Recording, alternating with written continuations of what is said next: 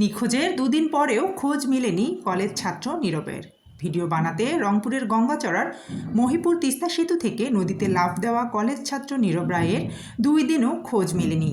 ঘটনার পর থেকে ফায়ার সার্ভিসের ডুবুরি দল উদ্ধার অভিযান চালালেও রবিবার বিকেল পর্যন্ত তার কোনো খোঁজ পাওয়া যায়নি। নিখোঁজ নীরব নীলফামারীর জলঢাকা উপজেলার পশ্চিম বাংলা গ্রামের বাসিন্দা তপন রায়ের ছেলে। তিনি রংপুর সরকারি কলেজে পড়াশোনা করতেন এবং বন্ধুদের সঙ্গে একই মেসে থাকতেন। পুলিশ ও স্থানীয় সূত্রে জানা যায়, শনিবার বিকেলে নীরব সহ 7 বন্ধু মিলে মহিপুর সেতু এলাকায় ঘুরতে যান। পরে কন্টেন্ট তৈরির জন্য 3 বন্ধু শাকিল, নীরব ও রূপম সেতু থেকে একই সঙ্গে তিস্তার বুকে ঝাঁপ দেন। এদের মধ্যে শাকিল ও রূপম কয়েক মিনিটের মধ্যে উঠতে পারলেও নীরব পানির তীব্র স্রোতে ভেসে যায়।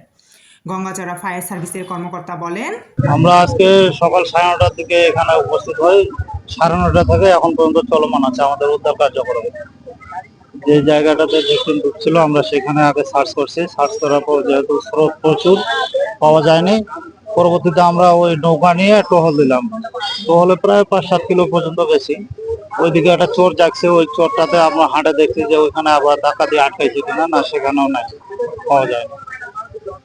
আমাদের উদ্ধার কার্যক্রম চলমান আছে।